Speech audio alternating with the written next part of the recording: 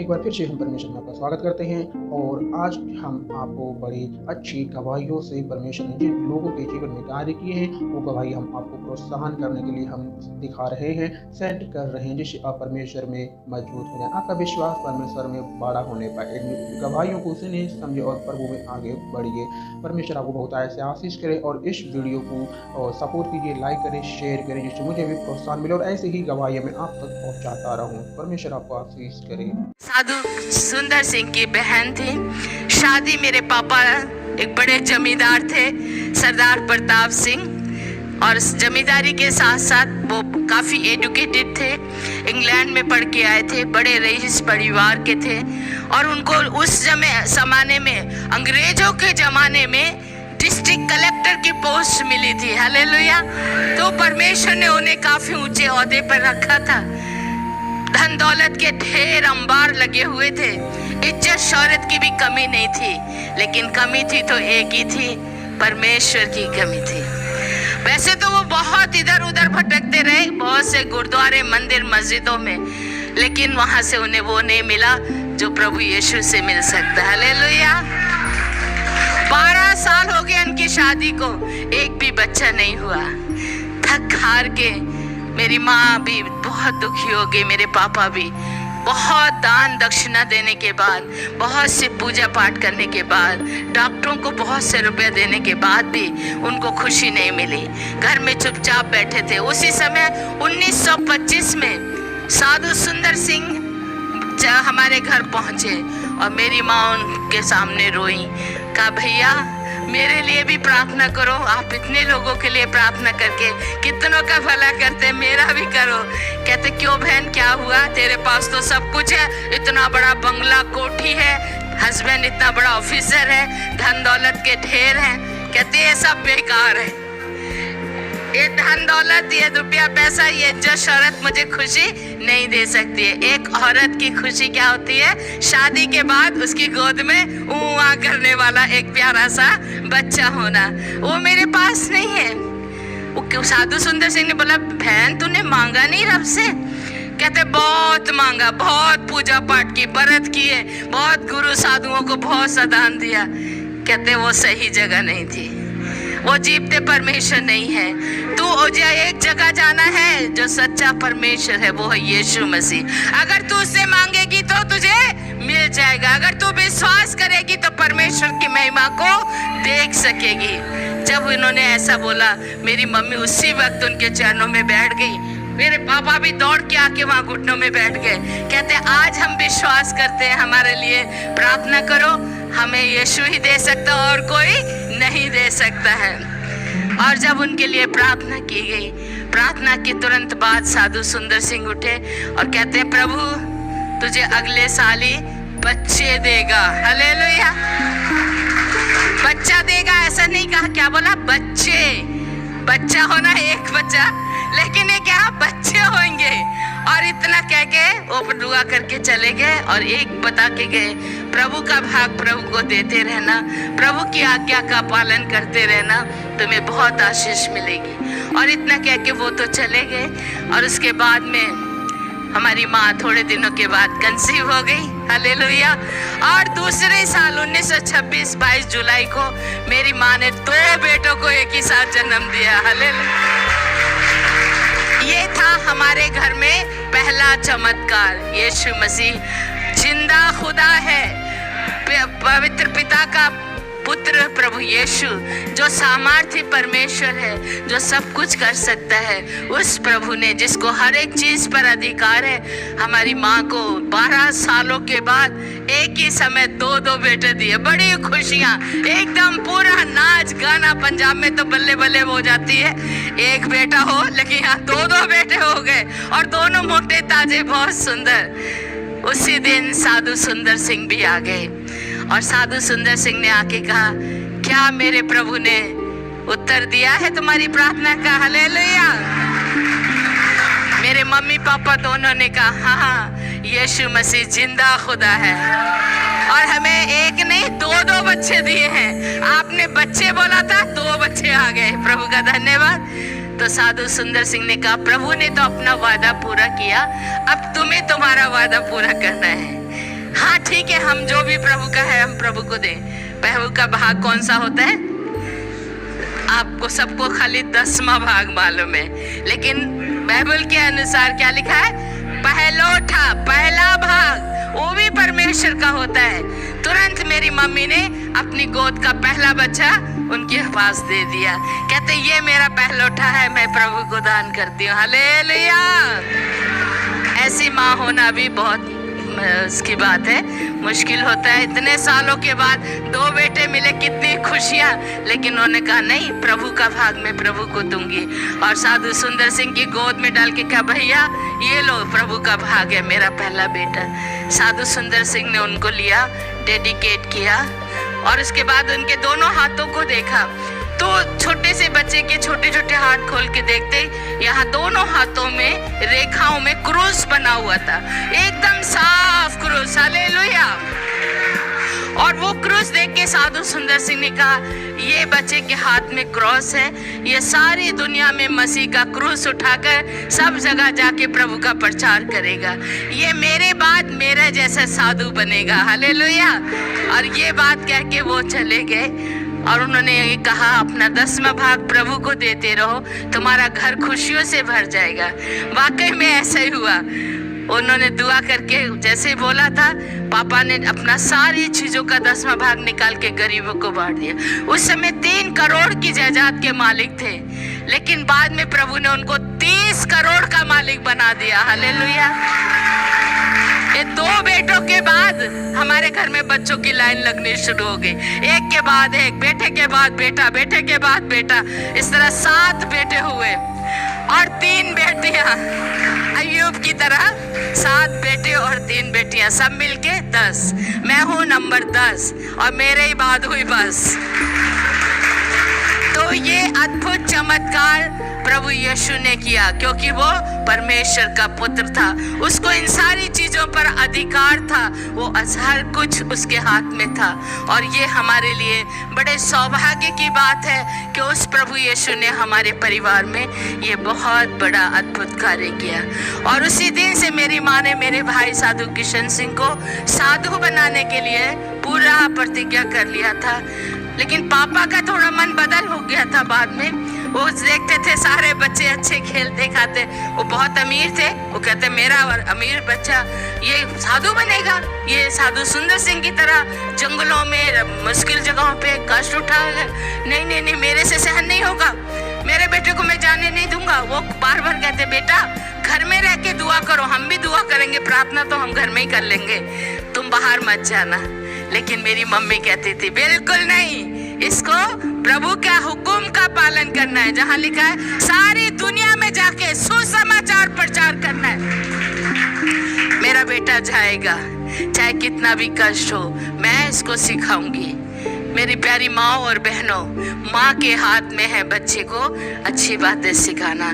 मेरी माँ रात को 2 बजे से उठकर 4 बजे तक रात के बैठ के अपने बेटे को बाइबल सिखाती थी, क्योंकि पापा उनको बाहर जाने नहीं देते थे, चर्च में जाने नहीं देते थे, घर में रखते थे। हमारे रिश्तेदार भी सब बहुत विरोध करते थे।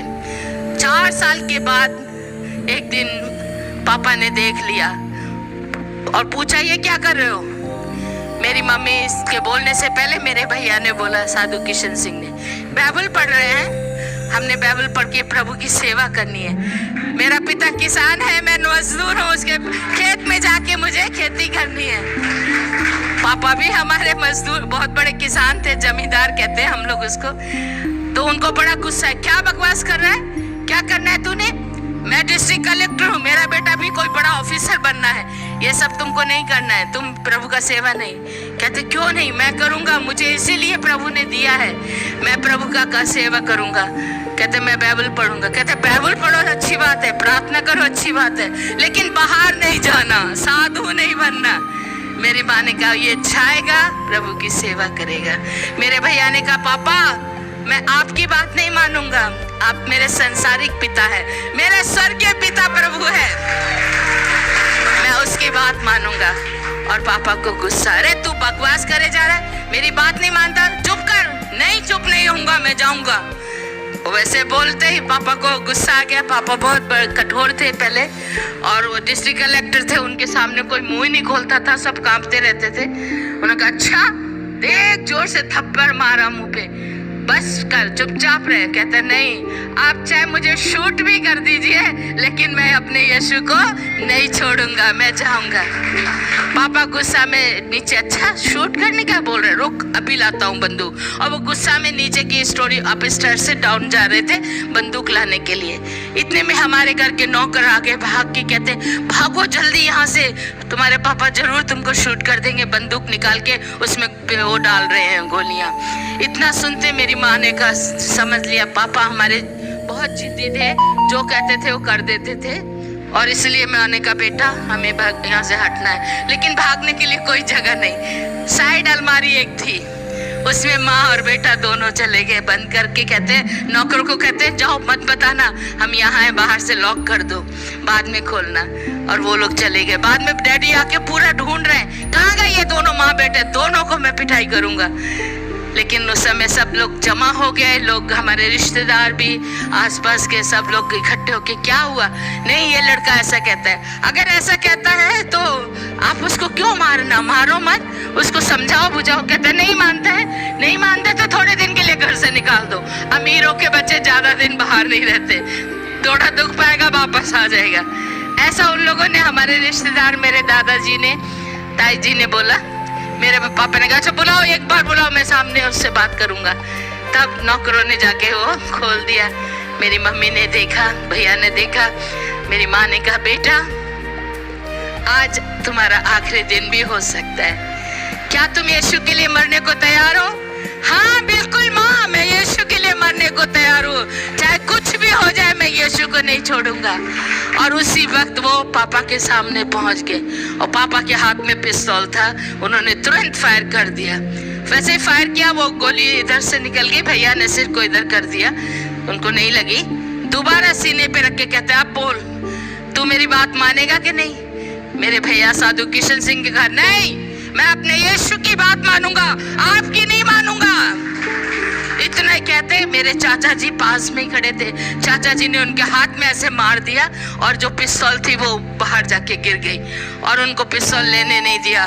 लेकिन बाद में वहां एक बड़ा सा लाठी रखी थी, पापा ने वो लाठी पकड़ ली और मारना शुरू किया।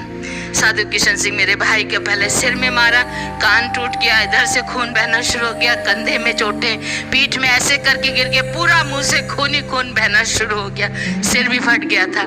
मेरी मम्मी से देखा नहीं गया, दौड़ के आई, बस मेरे बेटे को और मत मारो। और मम्मी के भी सिर में चोट लग गई, उनका भी खून बहना शुरू हो गया, पूरा वहां खून ही खून हो गया था।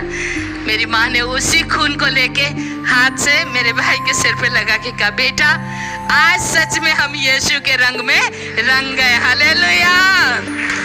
जो रक्त बहाकर साक्षी देते हैं उनका नाम स्वर्ग में स्वर्ण अक्षरों में लिखा जाता है। तो जाओ बेटा, तुम यीशु की सेवा करो, भूल जाओ इन सबको, तुम चले जाना यहाँ से। और इतना कहते कहते मम्मी बेहोश हो गई, उनको आके हमारी सिस्टर लोग उठा के अंदर ले गई। लेकिन पापा ने बड़े गुस्से से सबके सामने मेरे भाई को कह दिया निकल जाओ मेरे घर से, ले जाओ इसको बाहर फेंक के आओ। ये भी लथपथ खून से थे, पानी मांग रहे, नहीं इसको पानी भी नहीं देना है हमारे घर का। और नौकर खींच के उनको लेके गए। डॉक्टर पापा ने कहा इसको ले जाओ रेलवे लाइन पे फेंक के आ जाओ, ये हमारा बच्चा नहीं है, ऐसे बोल के बहुत उनको दुख से बाहर निकाल दिया। लेकिन नौकर लोग उनको रेलवे लाइन पे नहीं फेंका, उन्होंने ले जाके एक ट्रेन खड़ी थी, लाहौर जा रही थी, उस ट्रेन के कंपार्टमेंट में ले जाके उनको बर्थ पे सुला दिया। लेटाने के बाद कहते जा बेटा, तेरा परमेश्वर जिसको तू मानता है वो तेरी मदद करेगा, हालेलुया। और वो लोग उतर गए। इतने में ट्रेन चलनी शुरू हो गई। ये पानी पानी कर रहे, लेकिन वहां कोई भी पानी देने वाला नहीं। एक अंग्रेज मिशनरी आ गया, हालेलुया। परमेश्वर अपने लोगों के लिए अपना इंतजाम हमेशा करके रखता है। उसने आके देखा, अरे क्या हुआ? कहते वो वहाँ और भी लोग बैठे थे, उन्होंने कहा इसने यीशु मसीह को ग्रहण कर लिया इसलिए इसको घर से निकाल दिया गया है। उसने कहा कोई बात नहीं है बेटा, मैं हूँ, मैं तुझे ले जाऊंगा। पानी चाहिए, पानी, लेकिन वहाँ कहीं पानी नहीं, किसी के पास नहीं। पहले जमाने की तरह बोतलें नहीं मिलती थी। उस बेचारे ने कहा मेरे पास पानी नहीं है, ट्रेन के उसमें भी पानी नहीं है, लेकिन मेरे आंसू मैं तुझे पिलाऊंगा। और वो घुटने टेक के इनके लिए दुआ करने लगा, प्रभु जब तक हम हॉस्पिटल ना पहुंचे इसको जिंदा रखो। और इस तरह वो रोता जाता, उसकी आंखों का पानी मेरे भाई के मुंह में जाता रहा। हालेलुया। और वो उनको लेके हॉस्पिटल में पहुंचे। लाहौर में ले जाके जैसे उनको हॉस्पिटल में एडमिट कराया, वहाँ एक बहुत अच्छे केरला के डॉक्टर थे, डॉक्टर चाको। उन्होंने देखते कहा ये अब नहीं बचेगा, इसके लिए अगर हो सके तो जल्दी से जल्द खून का व्यवस्था करो, इसका कोई रिश्तेदार है बुलाओ, उसको ब्लड डोनेट करना पड़ेगा। वो कहता अरे ये तो घर बार से निकाल दिया गया, इसके पास कौन है, इसका कोई भी नहीं है, हम ही लोग इसका ब्लड कहीं से अरेंज करेंगे। उनके स्टॉक में ओ ग्रुप का ब्लड नहीं था। वहाँ एक लेडी डॉक्टर थी केरला की, तंगम्मा, वो आके कहती है मैं हूँ इसकी माँ, मैं दूंगी इसका खून, इसने मेरे यीशु के लिए खून बहाया है, मेरे यीशु ने मेरे लिए खून दिया, मेरा खून मैं इस बच्चे को दूंगी। हालेलुया। और उस माँ ने अपना खून इनको दिया। और भी वहाँ बहुत सी बहनें थी कि नन्स जो नर्स थी, उन्होंने भी खून डोनेट किया। 3 दिन तक वो हॉस्पिटल के बेड में बेहोश पड़े थे और ये सब लोग उसके लिए प्रार्थना करते रहे, जिनको जानते भी नहीं। 30 दिन आके खोल के देखा, बेड के चारों ओर रो रही हैं भाई बहनें बैठ के, इनके लिए दुआ कर रहे क्रिश्चियन बहन भाई। आके खोल के देखा, रे ये तो मेरे रिश्तेदार नहीं, बहन भाई नहीं, लेकिन मेरे लिए प्रार्थना कर रहे हैं, मेरे लिए रो रहे हैं ये लोग। कौन है ये? पूछा, हम भी तेरे प्रभु यीशु को मानते हैं, तेरी ही बहनें हैं बोला। और ये बहुत खुश हो गए। इस तरह उनका घर से निकलना हुआ। मेरे भाई की टेस्टमनी की किताबें भी हैं, लेकिन मैं अभी यहाँ नहीं लाई हूँ। और इसकी फिल्म भी बन रही है, वही जिन्होंने साधु सुंदर सिंह की बनाई है वो इसको भी बना रहे हैं। अभी थोड़ा काम बाकी है, बाकी हो चुका है। आप लोग उसके लिए प्रार्थना करना। साधु किशन सिंह की जीवनी में बहुत बड़े बड़े चमत्कार प्रभु ने किए। उनको शेरों के बीच में रहना पड़ा 4 दिन, उनको अग्नि परीक्षा की गई, उनको सांपों से कटवाया गया। लद्दाख में जहाँ कोई नहीं जाता, ऐसी जगहों पे जाके उन्होंने सेवा की। वो लोग कहते हैं नहीं, हमें पहले टेस्ट करना है, आपका प्रभु महान है कि हमारा बड़ा है। वो लोग कहते हैं आपका सांप से कटवाएंगे, अगर आपका प्रभु आपको जिंदा रखेगा हम लोग विश्वास कर लेंगे। मेरे भाई ने कहा ले आओ सांप, और वो लोग 2 नाग सांप लेके आए हाथों में पकड़ के। कहते हम लोग नाग सांप पालते हैं और हम इसी से लोगों को कटवाते हैं। सारा गांव जमा हो गया। कहते हैं वो लामा लोग हैं, कहते हैं आपका यीशु अगर आपको बचा लेगा तो हम लोग विश्वास कर लेंगे। और ऐसा कह के उन्होंने सबने जमा होकर और एकदम पूरा बीच में खड़ा किया। मेरे भाई ने हाथ में बाइबल ली, लेके सीने से लगा के कहा प्रभु जी ये लोग मुझे नहीं तुझे देखना चाहते। हालेलुया। तू जीता परमेश्वर है, तू जीवन देने वाला, तू कर अधिकार अपना काम, तेरे हाथ में सब तरह का अधिकार है। क्योंकि बाइबल में यह मरकस 16 उसमें 15, 16, 17 में लिखा जो कोई विश्वास करेगा उनमें ये निशान होंगे। क्या क्या निशान होंगे? बीमारों को चंगा करेंगे, दुष्ट आत्मा को निकालेंगे, अगर जहर भी पी ले तो उनको कोई हानि नहीं होगी। और ये शब्द कहते ही उन्होंने कहा प्रभु तेरी परीक्षा करना चाहते हैं, मेरी नहीं। मैं तो माँ जानता हूँ सांप मुझे काटेगा मैं मर जाऊंगा, लेकिन तू बचा सकता है। हालेलुया। और उन्होंने कहा ले आओ तुम्हारे सांपों को कटवा लो, मेरा यीशु जिंदा खुदा है। और वो इधर आके एकदम पास में एक आदमी इधर से आया, एक इधर से आया, और वो सांपों को बिल्कुल इनके यहाँ पर कटवाया। थोड़ा ढीला किया, सांप ने टक करके इधर मारा, दोनों तरफ। जैसे सांप का जहर के नाग बहुत खतरनाक, 2 सेकंड भी कोई इतना जहर लेके खड़ा नहीं रहता है। और जैसे ही उसने सांप ने काटा, इनका आंखों के आगे अंधेरा पड़ गया, सिर चकराने लगा। तभी क्या किया, अब क्या कर सकते हैं, ये हमारे हाथ में जीवनदायक वचन है। हालेलुया। तुरंत उन्होंने बाइबल लेके इधर भी लगा ली, इधर भी लगाई, और लगा के कहा प्रभु जी ये जहर अंदर नहीं जाना चाहिए, इसको बाहर निकाल ले, आउट अभी हो जाए यीशु मसीह के नाम से। और सारा जहर बाहर हो गया। हालेलुया। काला काला खून बह के दोनों तरफ से निकल गया। मेरे भाई की आंखें बिल्कुल साफ क्लियर हो गई, वो ना गिरे ना कुछ हुए। उठा के उन्होंने बाइबल खोल के और लोगों को प्रचार करना शुरू कर दिया। हालेलुया। कहते हैं हमारे प्रभु ने तो ये अधिकार दिया है। साम्स 91 में वहां लिखा, तो जवान सिंहों को और अजदा को लताड़ेगा। कितना बड़ा सांप भी है, कुछ नहीं कर सकते। प्रभु हमारे साथ है। और जैसे उनको बताया वो लोग सुन रहे। 1 घंटा उनको प्रचार किया। वो खड़े होके देख रहे हैं, अभी गिरे अभी गिरे, लेकिन वो तो गिरे नहीं। बाद में वो ही लोग सब आके सामने गिर गए, सिर झुका के प्रणाम करके कहते हैं आपका परमेश्वर जिंदा खुदा है। हालेलुया। आज हमने देख लिया। और 250 लोग उस गांव के थे। एक ही साथ सबने उसी दिन बपतिस्मा ले लिया। हालेलुया। इस तरह करके मेरे ब्रदर किशन सिंह ने लद्दाख में कई हजार लोगों को बपतिस्मा दिया है। वो अभी भी है वो लोग वहाँ पर। हम लोग वहाँ पर शूटिंग के लिए अभी जाने वाले हैं अगले 2-3 महीने में। अभी वहाँ ठंडा है और मुश्किल है, शायद अप्रैल मार्च में जाएंगे। तो वो लोगों ने प्रभु को ग्रहण किया है और वो लोगों ने इस तरह चमत्कार देख के करते, ऐसे नहीं। इसी तरह का चमत्कार मेरे भाई के जीवन में 10 बार बड़े अद्भुत अद्भुत कार्य प्रभु ने किए। तो मेरे प्यारे बहन और भाइयों, उस परमेश्वर ने बड़ी बड़ी संकट मुसीबतों से हमें बचाकर यहाँ तक लाया है और आगे भी वो ही चलाएगा, क्योंकि वो जिंदा खुदा है। हालेलुया। और वो अपने लोगों की सुधि रखता है। जैसा कि आपने अभी सुना है, इस वीडियो में साधु सुंदर सिंह की भतीजी शांता बहन के जीवन से और साधु किशन सिंह की गवाही के बारे में। तो मेरे भाई और बहनों, इस गवाही से मैं आपको यह बताने की कोशिश कर रहा हूँ कि आप यदि परमेश्वर के मार्ग में चलना चाहते हैं, परमेश्वर के प्रति आपके लिए मन में बोझ है, प्रेम है, तो आपको ऐसा ही करना पड़ेगा। जैसे कि शांता बहन ने इस बारे में बताया है कि करके कैसे उन्होंने परमेश्वर के प्रति समर्पण किए। उनकी माँ ने कैसे उनको अपने साधु किशन सिंह को समर्पण किया। जब साधु सुंदर सिंह आए थे उस समय में, तो उन्होंने प्रार्थना किया। प्रार्थना करने के दौरान उनको बेटे हुए, 10 बेटे हुए, जैसा कि आपने वहाँ पे सुना। फिर बाद में उन्होंने अपना पहला लोटा परमेश्वर को दे दिया है। जब उन्होंने ऐसा करना शुरू किया है तो पहला लोटा दिया, बाद में 10 मांस भी दिया, जिससे कुछ ही उनके पास धन दौलत था, अच्छा जीवन व्यतीत कर रहे थे। लेकिन बाद में जब उन्होंने अपना पहला लोटा दिया, 10 मांस दिया हर हिस्सों में से, तो परमेश्वर ने और भी डबल उन्हें धन दौलत में बढ़ाया है। ऐसा करके परमेश्वर के सम्मुख में वो साधु किशन सिंह की माँ आगे बढ़ी, यानी साधु सुंदर सिंह की बहन आगे बढ़ी परमेश्वर के लिए।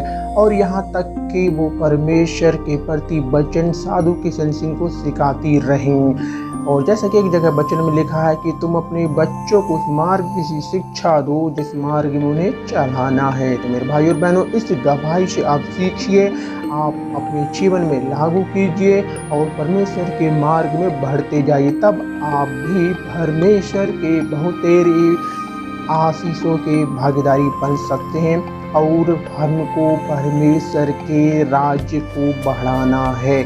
यदि आपके अंदर परमेश्वर ने आपके जीवन में कार्य किया है तो उस कार्य को बताइए, लोगों को बताइए, उसे अपने तक सीमित मत रहने दीजिए। यदि आप उसको अपने तक सीमित रहने देते हैं तो परमेश्वर का राज्य ऐसे नहीं बढ़ पाता है। मेरे भाइयों, जो भी कार्य करता है परमेश्वर, उन्हीं लोगों को बताइए और उनका भी आप उद्धार के भागीदारी बन जाइए। तो एक बार फिर से परमेश्वर आप सबको आशीष करे और परमेश्वर के इस परिवार को, इस दासी को भी आशीष करे। आप इस वीडियो को सपोर्ट कीजिए, जिससे आप इसे सपोर्ट करने से मुझे भी बड़ा प्रोत्साहन मिलेगा और मैं और भी दुआ प्रार्थना के साथ ऐसे ही नई नई बातें, नई नई गवाहियाँ आप तक पहुँचाता रहूँ और आपका प्रोत्साहन प्रभु में बढ़ता रहे। सबको जय मसीह की।